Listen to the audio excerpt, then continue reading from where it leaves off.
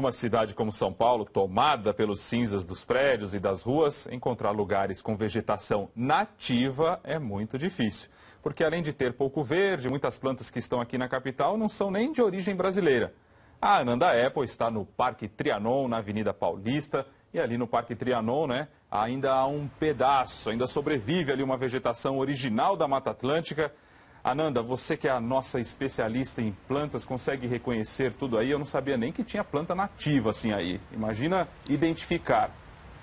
Exatamente. Você sabe, Rodrigo, que eu tenho também dificuldade, apesar de conhecer razoavelmente sobre plantas, porque a gente quase não encontra mais árvore do Brasil aqui dentro de São Paulo. Você sabia que 80% das árvores que a gente vê pela cidade, das plantas, não são daqui, são da Austrália, do México, da África, da Ásia. Então sobrou muito pouco. O que acontecia? Chegaram os colonizadores, viam a nossa mata e iam botando abaixo os bandeirantes para fazer móveis, casas, viadutos, para mandar madeira para a Inglaterra, lá para a rainha. O que acontecia? Eles tratavam isso aqui como mato. Derruba esse mato e coloca as árvores que a gente conhece. Aí vinham os jardins ingleses, tudo descaracterizado. Sobrou pouco, como no Trianon, porque aqui na Paulista tinha uma faixa de Mata Atlântica. Ela sobreviveu. Nós temos árvores aqui de mais de 200 anos, como um jequitibá branco, que sob a copa dele passaram os primeiros tropeiros no que era Avenida Paulista. E hoje na copa dele passa a garotada de tablet embaixo do braço.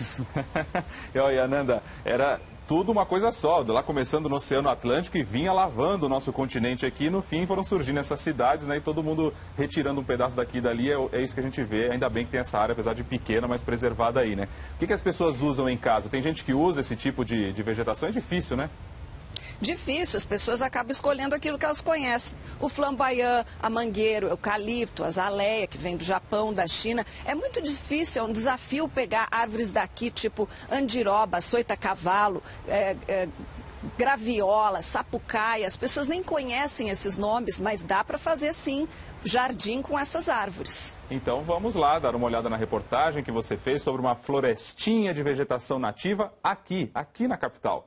É um jardim de casa só com árvores típicas de São Paulo, são espécies da Mata Atlântica e do Cerrado, que saíram daqui, mas voltaram para a zona sul da cidade.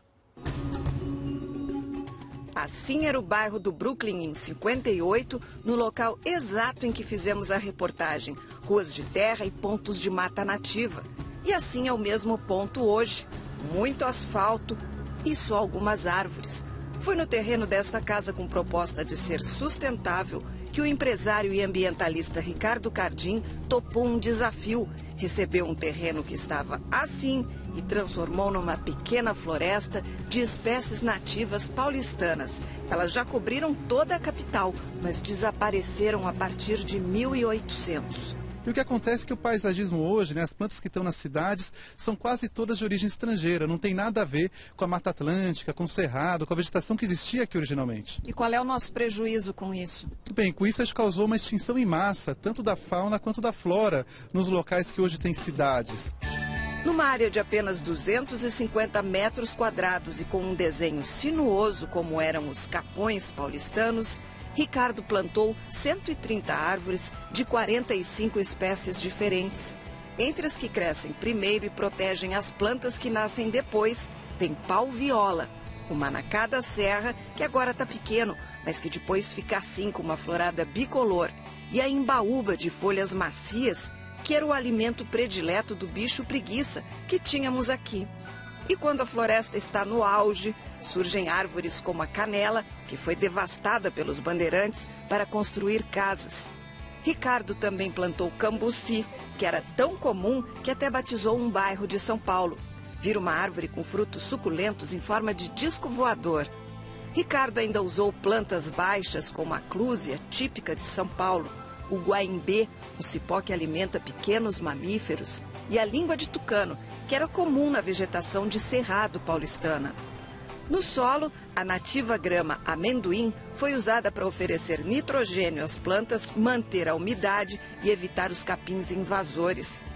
A intenção é que essa mata cresça rapidamente. Por isso, as árvores não foram plantadas num espaçamento padrão de 2, 3 metros, se prevendo como elas ficariam no futuro. E sim, uma mais perto, outra mais longe, como é na natureza. Isso cria uma condição de competitividade em que elas tentam crescer rapidamente para conquistar o seu espaço. Se fosse num paisagismo tradicional, levaria 1 ano para elas criarem copa. Mas assim, 6 meses já é o suficiente.